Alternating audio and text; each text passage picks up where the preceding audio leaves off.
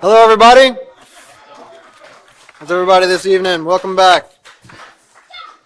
So we are going to do, or pick up where we left off in the character unit. If you got the older gray one or the newer, fancier one. And this chapter was talking about character. Exactly what character is, where it comes from, the importance of understanding what character is. And when you're teaching this class to your students, it's very, very important that they get this chapter and that they understand it. Because just like with anything else in life, with character, you have to understand exactly what it is, where it comes from, where it originates, in order to be able to do anything with it. You have to understand the basic points of it, and that's exactly what this chapter will show you. So I'm just going to do a quick recap over what we've covered so far, and then I'm going to go a little bit deeper on some of the main points and some of the what I have learned page that we left off on. So we talked about just introducing the chapter. We talked about the road less traveled. And that's really just to set the students apart, to get them to realize this isn't your typical run-of-the-mill character education class. Make sure you do what's right. Make sure you don't do what's wrong. Make sure you follow your heart and things like that. Pretty much to show them that the road that most people are traveling in the world today, in society today, is a path with not much direction. A path where they don't really know where they're going. And they're sort of just running on autopilot. What this character education will teach them is to be able to actually see where they're going, kind of be able to take the blinders off in their lives and realize, okay, I can make right choices. This is what a right choice is. This is why I should be making it. It pretty much opens the door so they can understand themselves properly. That's what character education does.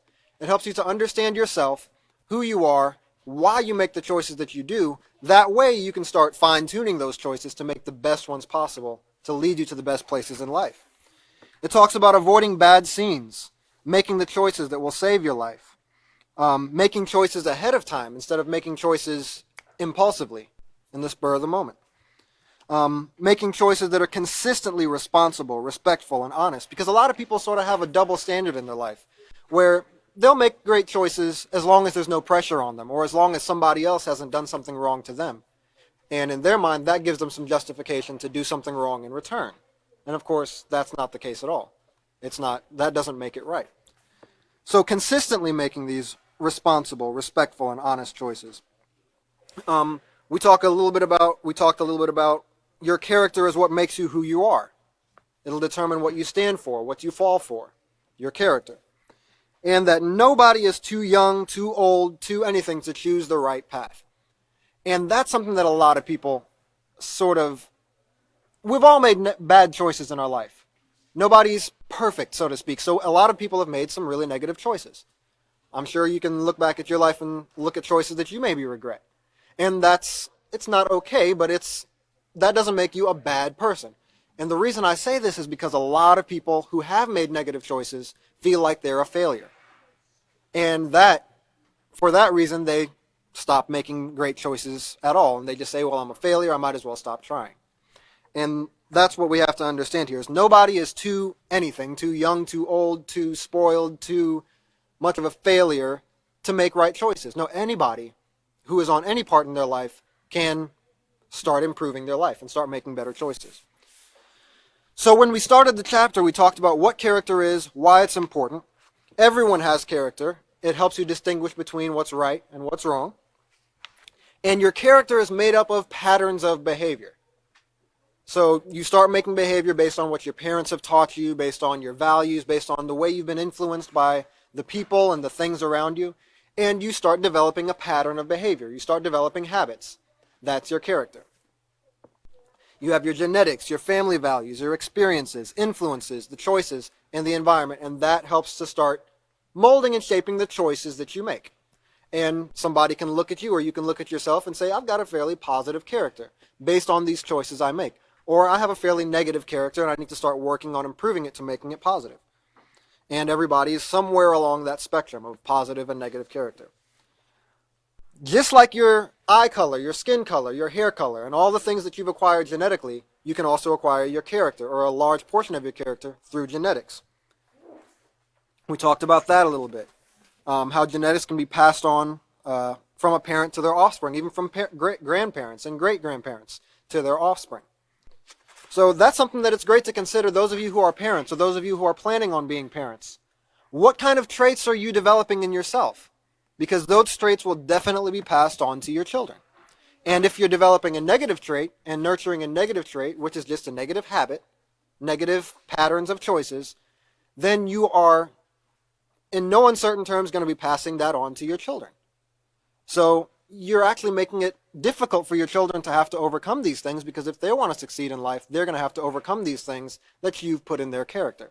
So it's very important as parents, or people planning to be parents, to try to weed out as much negativity in your character as you can. That way you're giving your children, wouldn't you want to give your children a better life than you had, better experiences and things like that? That's what every parent should want for his children, is to provide a positive life for them. So as parents, it's best to try to become the best person you can be to give your children a head start. Values. We talked about values. Values being what you believe in, what you feel strongly about. And once again, as parents, you pass this value system on to your children, both positive and negative.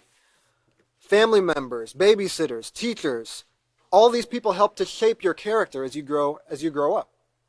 Those of you who are younger, still in the formative years and still growing up in school, for instance, your friends around you, your friend group, those values that they have help to develop your values because you share those values. And they help to also determine your character.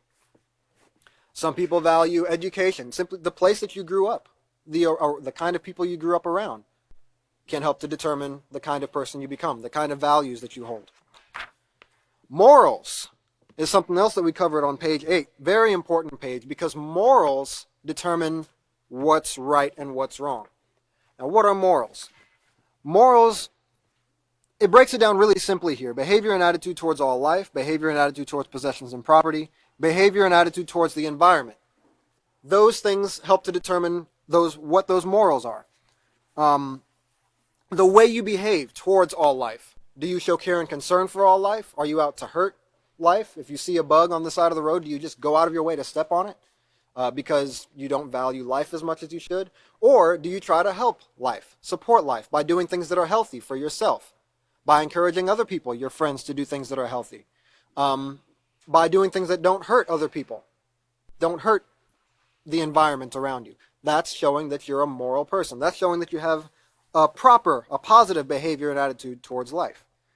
Possessions and property is another thing. And if you've gone over any of the earlier series in the Peaceful Solution, there's a heavy push on the topic of ownership, because the topic of ownership is very important. Everybody owns things. Everybody in here, everybody watching, has possessions that they own. You probably own your phone if you're watching it on your phone. And of course, you wouldn't want it if somebody destroyed your phone. And that's a very basic way to look at the concept of ownership. Everybody owns things. They have rights to own those things. They have rights that their belongings are taken care of. And if they lend somebody else those belongings, other people should value those rights of ownership. That's behavior and attitude towards possessions and property in a nutshell. Behavior and attitude towards the environment. And if you look at any of the news today or any science magazines or anything like that, you'll know that our environment is in a bad place because a lot of society does not have this respect or this care and concern towards the environment. A lot of major corporations and companies who do this major manufacturing and refining and things like that, and they don't have respect for the environment, and they dump all kinds of toxic waste into the oceans or into the atmosphere, defiling and really harming the plant life, the animal life, in the waters, on the land, in the rivers where they dump these things out. That's not showing proper care and concern for the environment, polluting the air that we have to breathe. That's not showing proper care and concern for the environment. If you're driving down the road and you throw your cans or bottles out of the window, you got to remember there's wildlife that often roam the sides of these roads, and they might eat these things and get killed from eating these things. It also just pollutes the highways and the streets and things like that, which are already polluted enough. We don't need to be adding to it. So just showing care and concern towards the environment as a whole is also showing moral behavior. Morals is something that pretty much everybody can agree on. And everybody could agree on it, if they have their mind in the right place. Nobody wants to, have their family injured or hurt or murdered. Nobody wants to be stolen from. Nobody wants their possessions to be taken from them. And that's where those morals come into place, because those moral guidelines would tell you that those things are wrong and those things are right. And that's the line that divides right behavior from wrong behavior. If something causes harm to yourself, if it causes harm to others, if it causes harm to the environment, or breaks set rules, then you know it's a wrong choice. And vice versa. If it causes benefit or doesn't harm these things, it's a right choice. Society likes to make it really complicated, but it's really not if you think about it. It's really pretty simple. So accept that all life is valuable. Accept that possessions and property are valuable and should be treated as such. And that's where you find that line, that moral line. So we talk about possessions and property, we talk about all life on pages 8 and 9, possessions and property on pages 10, 11, 12, 13, and then we get into positive character, specifically positive character, the traits that make us who we are. We talk about being educated, how important that is, being respectful, being patient, being honest and trustworthy, being humble, being thankful, forgiving, steadfast and persistent, and being self-controlled. And those are only some, 9 here, positive character traits that we should be trying to develop in ourselves and trying to help others to develop by being a positive example. So, and just because you might not have all of these things down to a T or perfected does not make you a bad person. Remember that. And that's something that you have to encourage your students. Just because you're not perfect does not make you a bad person. That just simply means you have some learning to do, some growing to do, and that's great. It's always great to be learning and growing. We covered a little bit harder, honesty and responsibility, because honesty and responsibility go hand in hand. And when you're dealing with people in society, dealing with people at work and school and all parts of your life, if you're dishonest and irresponsible, that can cause you a lot of problems. And then when you combine all of these positive character traits and you're applying them in your life, or if nothing else, striving your best to apply them in your life, you become a person of integrity. And I know in the last class, 2 classes ago that I talked about this word integrity, and how if you think of it, it's a little bit easier to think of it maybe if you look at it like a piece of equipment or a piece of machinery. If there's a gear chipped or broken, a cog, a spoke missing out of a gear, that machine's not going to run to its full potential because its integrity has been compromised. Or there's an integral part that's missing from it. So if you look at that word integrity, everything has to be working properly together. All those positive character traits have to be functioning to their full potential in your body, in your actions, for you to be a person of integrity. And that's what we should all be working to become. Also, something that I know a lot of the teachers like to point out is that word grit that's inside of integrity. And grit is kind of a slang or oftentimes used for mental strength, stability. You might hear a person of true grit. But mental strength and stability comes from internalizing all these positive character traits. And then we get into negative character, which is the other side, the flip side, what we're trying to eliminate from our character. And how do you eliminate negative character? First, you have to understand what it is, but you eliminate negative character by accentuating the positive character. By finding the opposite positive character trait. For example, if you have a problem with disrespect, you solve that by learning about respect and applying respect and going out of your way to become a respectful person. You accentuate the positive character trait. Just like breaking a bad habit. For instance, if you're trying to stop something that you've been doing, be it smoking cigarettes or listening to something that's inappropriate or anything like that, it's not as effective to just try to, okay, I'm going to kick the habit out, and then try to live the rest of my life without that fix or whatever it might be. The easiest way is to replace it with something else that's positive, that's beneficial, to take the spot of it. That way, when you want to listen to something, you have something to listen to, but it's positive. When you want to quit this certain substance or whatever it might be, you have something to take, but it's positive, and it replaces that. And that's the best way to break that habit. The same way with breaking a negative character trait or a negative pattern of behavior. Yes, you stop that pattern of behavior, but you replace it with something positive. That way you're filling that gap with something positive, and at the same time you're growing, you're developing, you're getting better. Negative character, it says here on page 19, is the root of all the hate, violence, and war we see in the world around us. So these negative character traits, when they're in people's lives, and we've all seen it, we've all seen the results of these negative character traits, even maybe in our own interactions with others. And when you see these things, now that you're learning these things, you'll start to see them. And you'll see them in people. You might see them in your own friends. You might see them in your family. You might see them in people that you look up to. That doesn't mean, once again, that people are somehow bad people. You've got to remember that. Just like a mechanic, for instance. When you... I got a mechanic. He stood up straight in the audience. When you're a mechanic, when you start learning mechanics, you hear a vehicle drive by the road and you can say, oh, wow, that timing belt's off. Or because you learn about mechanics. You learn about what you're trying to do. So it's the same way with learning about positive character. You start to see these things when you learn about them and you start to understand what causes a certain problem. That's great. That's a great thing. It's because you're learning to become a teacher of positivity. But you have to be careful not to say, oh, see, that person's a bad person, and then look down on them, because that's also just as dangerous on your part. And when you're teaching it, you have to look at your students the same way. We all have flaws. We all have issues that we have to work on. But having this knowledge helps you to work on them even better. So when you see them and you can help each other to work on them in your daily lives and family relationships and things like that with these tools. You could also use them to point out people's flaws and, drive them to a point to where it's uncomfortable. And that's not what you're trying to do when you're teaching these classes. So don't accentuate the negative on page 21. Keep in mind that nobody's character is completely negative, yet most people do have some negative traits that they need to eliminate. Somebody can be a compassionate person but always late. And it talks about how people are a mixture of both positive and negative. And by accentuating the positive, you can eliminate the negative. And that's what you have to work to do in yourself and as a teacher dealing with your students. So after we talked about character, we got into personality. Now, personality is just as important to understand as character. And we don't cover it as much in the intermediate series, but when we start getting more advanced in the workplace and the Building Moral Excellence series, the more advanced series, we start to get a little even heavier into personality, because when you're developing leadership skills, for instance, if you're shy and not as outgoing, or maybe have some more suppressed personality traits, that might not work as well to be a leader, because you need to be able to be outgoing. Maybe if you see a problem, you got to go in there and solve it. Now, that doesn't necessarily make you a positive or a negative person either way. We're talking about personality here. But you have to start molding and shaping those things when you get into that part of things.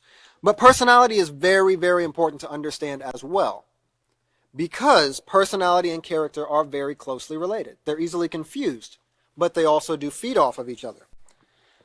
So I'm going to just read a little bit off of page 23 here on what is personality. It's so easy to confuse personality and character, so it's important to explore what is meant by personality.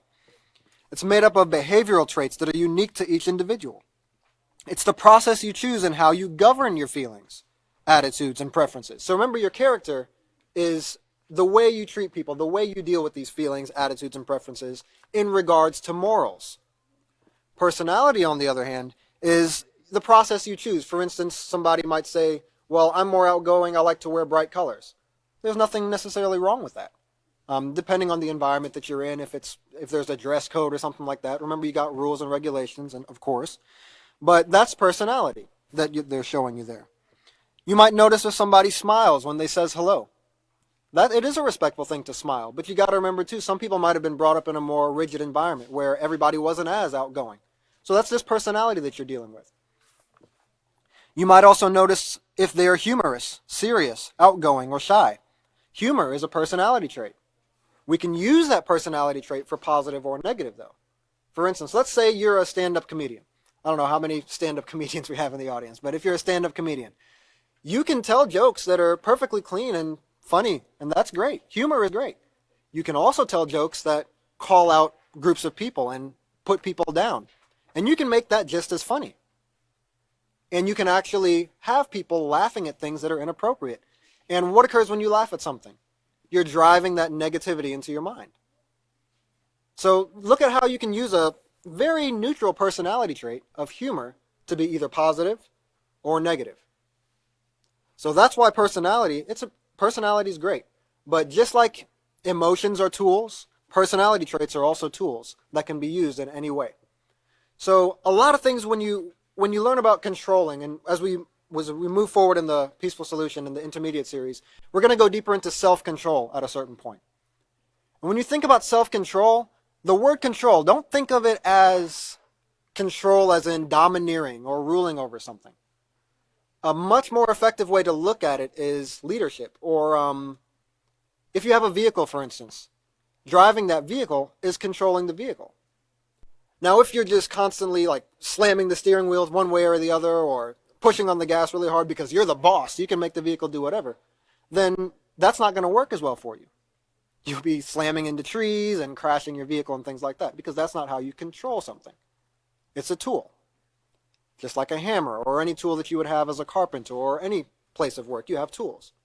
And you control them by understanding how they work, understanding how to use them effectively, and then using them as the tool that they're designed to be.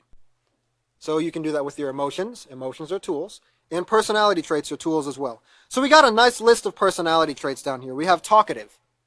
Does being talkative mean that you're a negative person or a positive person? It's really fairly neutral, right? Because look at me up here. I got to be a little bit talkative to keep talking, right? But if you're in a situation where you're in class, or maybe you are, at a board meeting, if you're talkative, that might not be as positive. So you can gear that personality trait to either positive or negative. Outgoing. If you're a leader, for instance, it might be great to be outgoing. And that's a great thing to have. If you're outgoing in doing negative things, meaning you do risky behavior, that's a negative side of outgoing.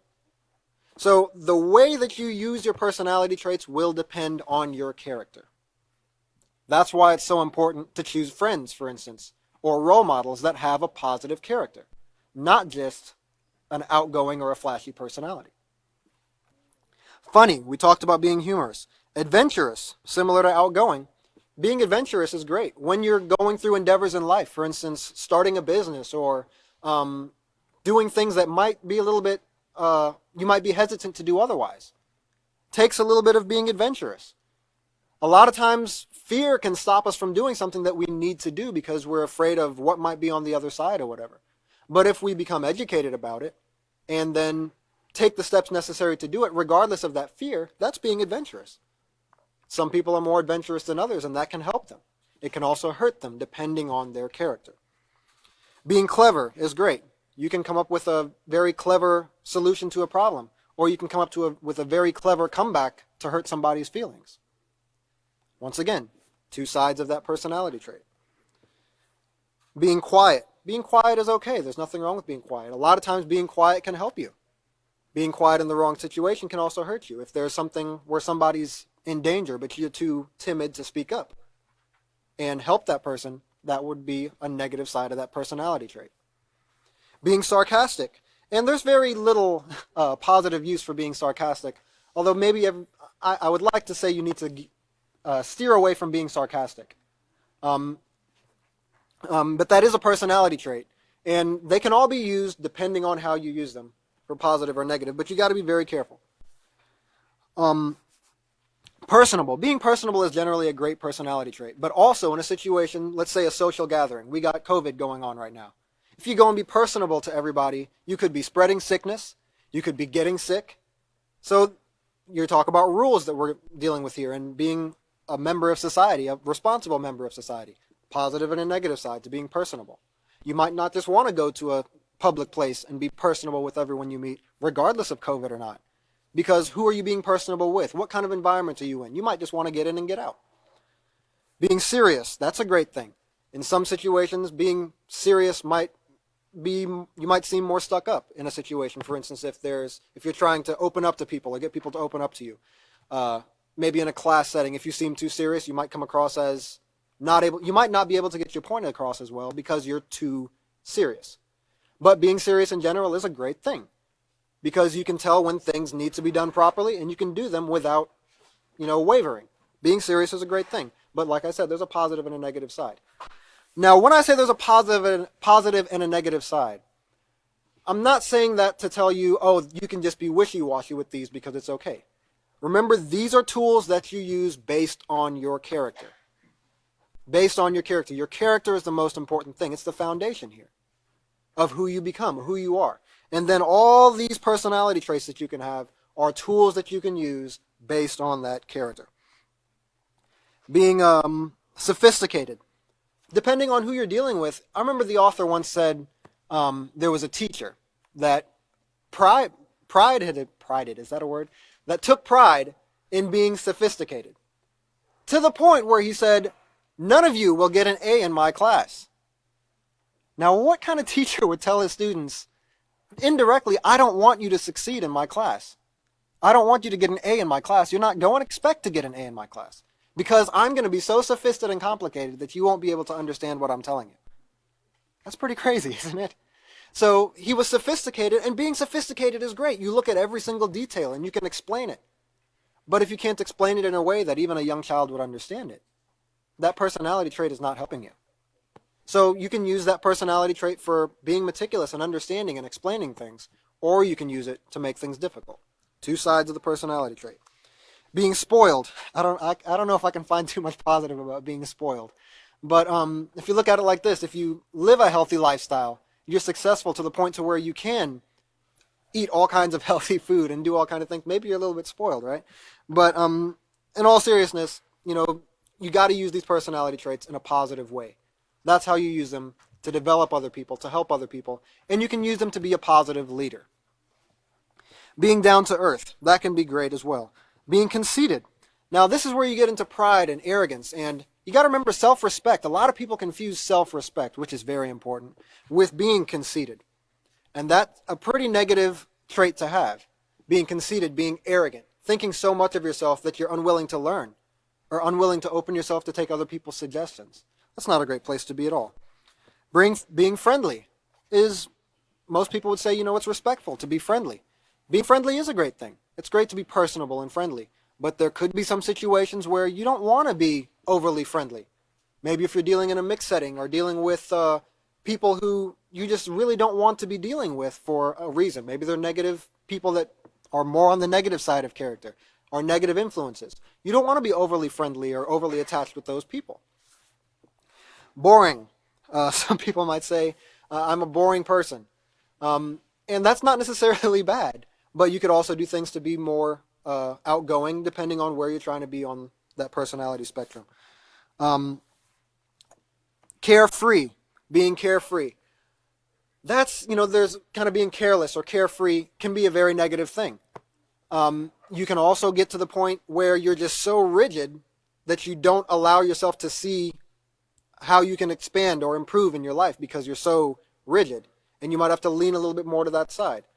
But don't be so carefree to the point to where you're not showing care for other people or not showing care for your own character or the important things in life. Being organized is very important. A responsible person is organized. I've also seen people be so overly organized that they're just, they get OCD about everything and they don't get anything done because they're so focused on putting everything back in the right place and it takes them an hour to get anything done. So being organized is awesome, but you can also veer to the extreme as well. Being sloppy, the exact opposite of being organized. You can get so sloppy to where you can't get anything done in the same way because you can't find anything. So you want to find that neutral balance and be organized. Being sweet. If you're sweet and affectionate, then, you're a pretty great person, aren't you? But being affectionate, that's being respectful, being compassionate, to somebody. Or if you're in a relationship, a family relationship or a husband and wife, you got to be affectionate. Being careless, just like we talked about, being carefree. You can be so careless to where you start being pretty negative. That's not a great thing either. Being thoughtful. Being thoughtful is very important. Because what do you have to do in order to control yourself or control your behavior or lead yourself properly? Remember, self-control is self-leadership. You have to think. You have to stop and you have to think about things. So being thoughtful is very great. You can also become so thoughtful to where you just start going off on all these different philosophies and not thinking on the task at hand. Being timid. Being timid could be a great thing. There's some situations where you need to stand up for yourself, though, and stand up for what's right. And being overly timid in that situation wouldn't help you. So being careful is the next one, the opposite of being carefree. Being lazy is not particularly a great trait when you look at it from head on. But let's say, for instance, you've worked very hard all week long. You've worked so hard and then you relax at the end of the day or at the end of the week. And somebody might walk in and say, look at you, you're so lazy. But that's not the case. You've worked extreme hours or very hard, and now you're taking a break. And that's actually important to take that break and regain your thoughts and take some time that way you don't just burn yourself out. Being pleasant is generally a pleasant trait to have. Being intelligent, being educated, being modest is a positive character trait as well. So you can see how they intertwine with each other. Being easygoing is a pretty reasonable thing to have. Being shy and being conscientious. And I want to talk about that last one, conscientious, before I turn it over. That's a very important thing to have. How many of you, and I'm not asking for a specific answer, but think about it. Do you know what that word conscientious means? If you don't, I suggest you look it up and look a little bit deeper into it. I remember the author telling somebody that I really admire, "You're one of the most conscientious people I've ever met." And that was one of the best compliments I heard, because conscientious literally means everything that you do, you stop and think and say, is this the best decision to make? Is this going to help somebody? Is this going to hurt somebody? Is this right? Is this wrong? Does this align with moral values, or does it hurt other people? That's what conscientious means. And when you have this personality trait, but it's also pretty strong on the side of character. It's a very strong character trait to have as well. So when you have this personality trait, you stop and think before you do everything. That's literally a personality trait that's guiding you to become a person of integrity. So that's a great trait to have. So all these personality traits, remember, are tools. They're tools that you can change. You can become a more humorous person if you're not humorous. You can learn to do that. You can become a more organized person if you're a more sloppy person. Just like character, your personality can also be changed. And we'll actually talk about how to change those things into building moral excellence and in the later units that we get into. But remember, these personality traits, they're just as important to understand as character, but not to be confused with character. Because your positive or your negative character will determine how you use those personality traits. So, we're going to cover the what I have learned section, but I think that's a great stopping point to turn it over to the next teacher. So if you'll all give a warm welcome to the next teacher, Mr. Chris Holler.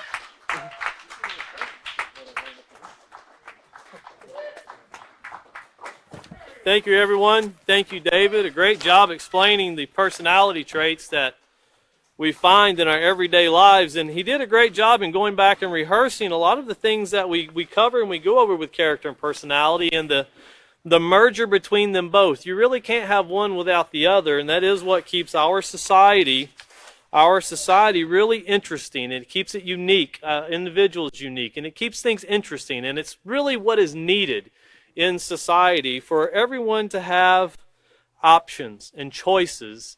And when it comes to character and obeying the rules or following the rules, or this morality that David talked about, it really is important that our personalities are formed around those rules. You know, he gave a great example of how humor can be done two different ways. It can be done in a way that is something people can actually laugh at, enjoy, and no one is hurt, or it can be done where people are demoralized to the point, as we see in school, it's led to bullying. It leads to teenage suicide. It leads to many aggressive things that people can do to themselves. And as us training to be teachers, it's very important that we learn to identify these things. And remember, as we said in the beginning, when these situations arise, we should go over what we've been learning in the Peaceful Solution in the classrooms and rehearse the situations that are taking place in ordinance with what we've been taught. Because we're applying this morality, these rules. And that's what morals are, rules, and morality is where these rules are put into effect in one's life. When you say society has no morality, you're saying society has a lack of adhering to the rules, or a lack of rules in general where they've been taught. But here on page 30, with what I've learned, David covered down to the 5th point here. So we're going to pick up on the 6th point, and what I have learned. And its personality is important in terms of how I interact with others and how they interact with me. And if you look over here, we want to look at page 23 first, and David covered this, but we want to look at the paragraph right up above the personality traits that he covered. It starts off with most people. And it's very important because most people is probably 99.9999% of people. It's people that haven't been educated to learn to do this, which we all fall in that category, and we're still learning to make better choices. But it says most people choose their friends based upon compatible personalities. In other words, during the course of a casual conversation, two people discover that they both have the same goals. You know, they have things in common. These shared likes will usually motivate them to get to know each other better. Now, the scary part in this is when you're having casual conversation, there are many people out there that will see what your goals are and they'll try to be compatible with your goals. And that doesn't mean that they're a friendly person. They're a person that's trying to be a benefit to you or your life, or even someone that's trying to accomplish something other than taking advantage of you. I see these crime shows that they show on different channels, news channels. And it seems like they always start out with the victim or the victim's family starting out by saying, he was so friendly, or she was so helpful. Well, as they got to know each other, well, then the things come to light. We want to be able to differentiate, and that's what the Peaceful Solutions teaching here, between character and personality. How can we differentiate if we're getting ready to get ourselves in a really bad scene, as we talked about in the beginning? Are we going to do something that's detrimental to our life? As teachers in our classroom, are we governing the classroom through the teaching of this program to be beneficial or to be detrimental? And that's kind of set us up for the next chapter, but we'll get into that later, because as teachers and role models, remember, as David brought out about these character traits, they are molded. No one is born lazy. No one is born disrespectful. People have to be taught to be either respectful or disrespectful. People have to be taught to be responsible or irresponsible. And that's what we learn in society. And we can't look back as teachers in a classroom and look at our class and say, why is every one of you so irresponsible? If every one of them are irresponsible, that's when the teacher needs to look into the mirror, as a classroom and in general. But this personality that we're talking about, the personality that comes across from the students and from the teacher to the students, of course, your friends that's trying to build upon the same goal in the classroom, and that's education. And even though there's different personalities inside your classroom, the same character is what we're trying to mold. It's okay if someone is funny, if someone is shy, but getting to know, turn over to page 25, getting to know certain points about people, getting to know common ground, so to speak, how you can mend situations a little bit quicker. Here on page 25, the first paragraph, it says character versus personality. It says it's important to distinguish, and underline that word important. That means it's a necessity. It's something that we all need to learn to do. It's something that if we don't take this as a main part of the ingredient of teaching this program, we're going to miss out a lot of other things, because when it says it's important, that means it's a must. It's something that we have to get. So it is important to distinguish between an appealing personality and a positive character. Because remember, once again, just because someone is appealing, if you remember, we talked about people who are scammed. We talked about getting all the facts, the true facts. And we talked about getting to know people for what exactly are they wanting? What exactly are they looking for?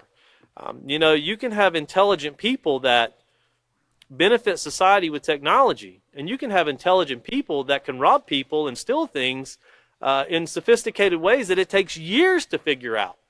So these things can run either way. But notice it says, keep in mind that personality is what we notice right away when we meet someone. And that personality that we notice when we meet someone, well, that doesn't exactly tell you everything about their personality either. But it does kind of give you some insight into who they are. But whenever you meet someone, have you ever heard when you meet someone, put on your best face? They always greet you with a handshake. And that's the way people want to put your best foot forward, so to speak, is what they say. Well, you have to actually get into a conversation. It's remind your students when they, because at this age, they're going to be looking to get a job. They're going to be looking to move forward in life. And prepare their minds to know, when you go to that job interview, you can be as nice as you want to be. You can be as friendly as you want to be. But they're going to try to figure out what kind of person you are. And I remember my first job that I got, a lot of teenagers worked for this as a restaurant, been around for years. The owner would call the high school because he knew the teachers, and he would see how you were in school. He wanted to know, well, does he steal? Is he someone that I can trust to do certain things? And it was very important because running a restaurant, he didn't want someone that was going to come in and throw dishes, knives, and do aggressive things. And he wanted someone who he could trust because there was a lot of valuable things that would be laying around when you're working. So, this was something that stuck in my mind because that man did it. He called my teachers to see how I was. And that's something that as you get older in life, if you get fired from a job, people want to know, why did you get fired? If you've been sent to prison, there's a part in your application form, you got to fill that out. And the sad part of life is that we don't see as youth, when we're talking about teenagers in this section, but as adults, we teach this very same book in prison. The same book, the same lesson plan, down to the very same way it's presented to high school and junior high students. And it's a very successful program because people can see where it went wrong. They can see where they didn't get the information they needed as a young person and how it led to them ending up in a prison facility to where they're at today. The sad part about it is once you're labeled with that, it's almost impossible for society to see that you can become a better person. Now, you can do that. You can change and you can alleviate all of those negative things, and it is possible to do such a thing. But getting society to see to that is very difficult. So imagine, and get this across to your students, we even had where we brought people from prisons in to talk to our students, to talk in presentations, to let them know, I want to tell you what my life has been like. I want to tell you what I've been through. And when I try to get a job, and when I write down what I went to prison for, they won't even talk to me after that. It's done. It's over. They'll be polite, but they'll say, well, we don't have a position offering right now. Even though the sign out front, it says wanted, so. It's very hard with this reputation that's developed through a personality and a character that's done through a negative means. And it's so important for us as teachers to get this in their mind, because many times when you talk to someone that's been caught in a negative situation, it's because they formed friendships based on personality, and it led to, hey, let's go do this. Hey, let's go do that. And you could have a person that was on the right track to begin with, but just through a personality of, man, that guy's fun. Let's go do this. Well, let's go break into that. Look, hey, the soda machine's open. We can take the money out of this. Oh, yeah, it won't hurt anybody. They probably make lots of money. But the concept of honesty is gone. And the reality, when you get arrested, it sets in. When they take your picture, it sets in. When they print your fingers, it sets in. And through the rest of your life, as you're having to answer for why you did it, it sets in.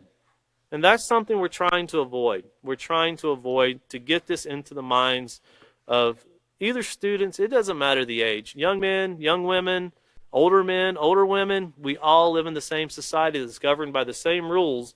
And sadly, society is not a very forgiving society, which, remember, is a positive character trait. If a person looks to change and make themselves better, society can be very harsh. And you have to make sure you teach your students, we have to make sure we teach them to make sure to take a step on the right foot and try your best to stay on that positive path. Because it seems so fun to do it wrong. As we said before, stolen sugar tastes better, is what they say, until you get caught. Well, continuing on here, it says character, on the other hand, is what helps you to determine what is right and wrong. And once again, you can label there, you can see page 8, if you haven't put a note there, because that's the dividing, that's the morals that divides between what is right and wrong. And you always want to rehearse this back to your students, because when we get into the next chapter is a very delicate chapter when you're talking about family life.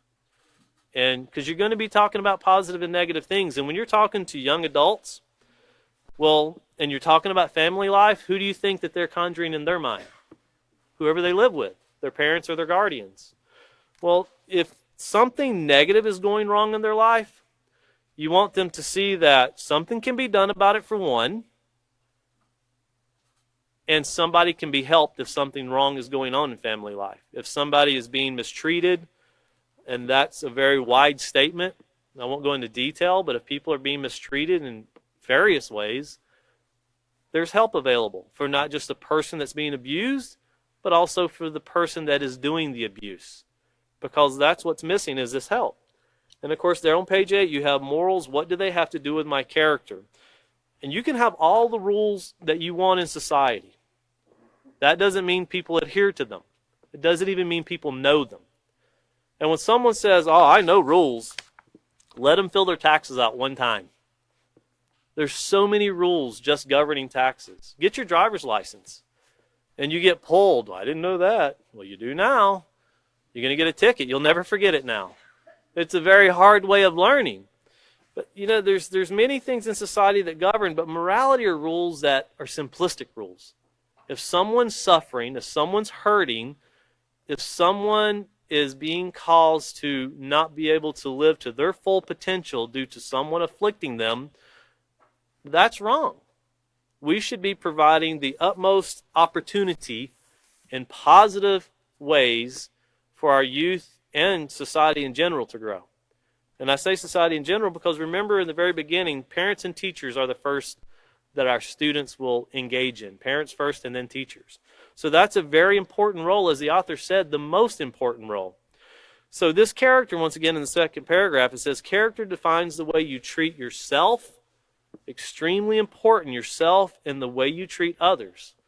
If a person abuses themselves, and that can take shape in many forms, whether they're verbally abusing themselves, and in the teenage years, they're always like, I don't like my nose, I can't stand my face, I don't like my hair, my teeth aren't this, my teeth aren't that.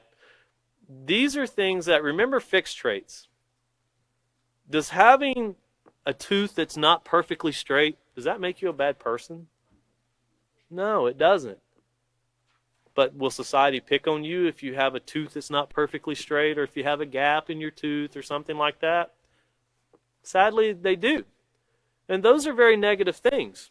And they can be detrimental to the point where someone can start treating themselves in a very negative way. A person can be respectful, in many ways by returning belongings to others, by not stealing. But if they're physically disrespectful to themselves, that disrespect will start showing to other people. And remember, these things are usually done in private. When people disrespect themselves, they usually don't go out in the open and do it. There's sometimes you'll see on the news where people openly disrespect themselves. Suicide by cop is one way, where people that don't want to take their own life, they want someone to take it for them. But there's many times that these things are done in secret. And why I caution everyone with this is because when you talk to people, be mindful that there's a lot of things in society we don't know about people. So always build up with positivity. Never talk about something that's negative or something that can afflict somebody in a very negative way as a joking type of thing. I guess you can go home and hit yourself. There are people that do that. That food's so nasty, I think I'll just go gag myself. There are people that do that. And they're not bad people. They just need to be helped in certain ways to overcome certain obstacles. So be mindful how we joke about things, because respecting someone themselves is a very delicate situation. Notice it says here, it dictates your moral and ethical beliefs. It is not easy to recognize a person's character as it is to recognize their personality. Many times true character is hidden behind fictitious personality. And that's someone they're just trying to manipulate. They're trying to deceive. They're trying to scam. Well, that's something we as teachers should be avoiding. We should have their best interest in mind.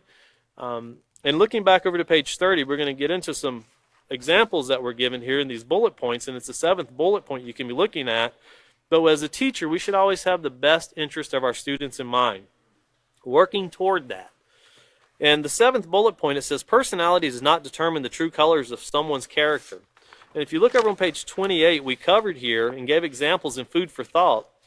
And there's some examples where, like the first one here in the apple, it says, he's the life of the party, but don't leave your wallet lying around. That I've heard that jokingly said, but it's not funny if your wallet disappears, especially if you're out of the country and your passport's in it. I've read a story about that recently where a person lost their passport card. It's not easy getting back in the country you come from when someone takes your passport card. It's difficult. But they thought it was funny. Someone played a joke on someone, and I thought, man, I would hate to be in that person's shoes and suffer that.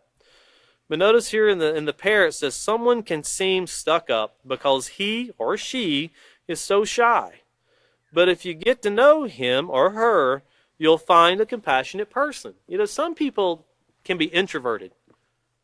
I know some people that they can get in a crowd and really teach very well. But when they walk away from a place of teaching, they're a very private person. They don't want a limelight. They don't want to be out in society being every spectacle. You know, and that people don't sometimes know how to take people like that. They seem so exciting right there at the time. Well, you know, some people are very private people, but some people spend a lot of their time becoming educated in how to help other people. And when they're behind the podium or in front of a group of students in an auditorium or in a classroom, they're in their zone and they can let it go. But take them to a football game or a baseball game, they don't have a clue what's going on. Nor do they care. They're very disinterested. You know, but that, once again, is personality. It doesn't mean a person is bad if they don't like what you like. Continuing on here in the banana, it says, if you are really popular at school, but go home and disrespect your parents, what does that say about your character? Well, I want you to think about this. If a person's really popular at school and they're going home and disrespecting their parents, why do you think they're popular at school? It's not for something positive. Most likely it's the smart comments to the teacher. You know, bullying in school. Well, he's the tough guy. Everybody wants to be his friend, so I won't be bullied myself. If someone's going home and being disrespectful to their parents, odds are they're being disrespectful to other authority because the parent is the first authority in their life.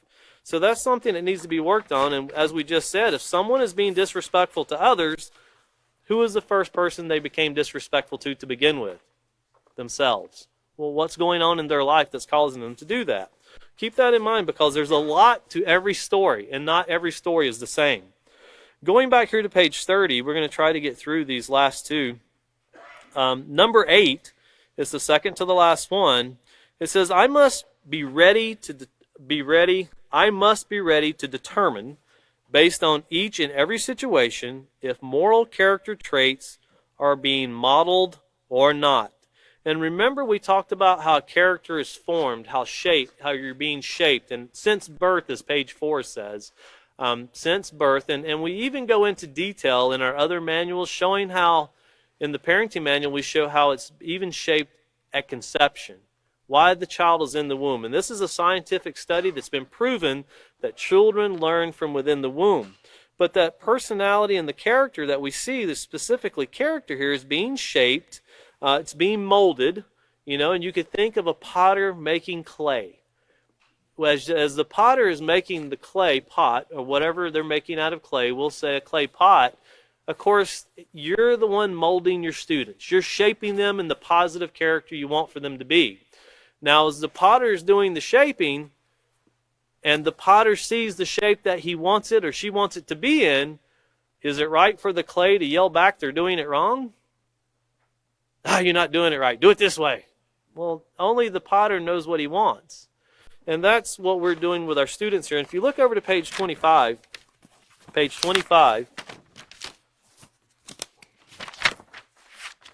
once again, this character versus personality.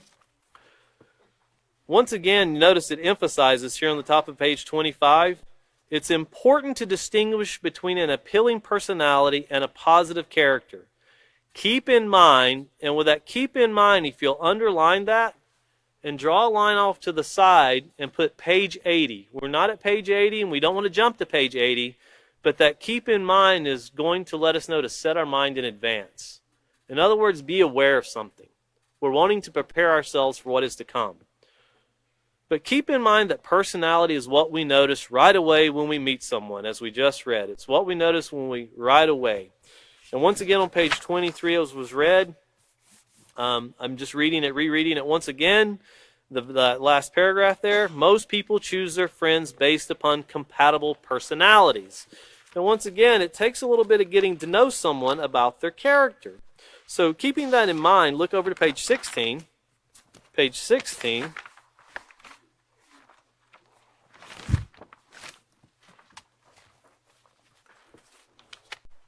And look at the last paragraph here. And of course, it was teaching about the being thankful, the positive character trait of being thankful. In the last paragraph, it says, you can use these same steps, and of course, it was talking about the steps of teaching someone how to be thankful or optimistic.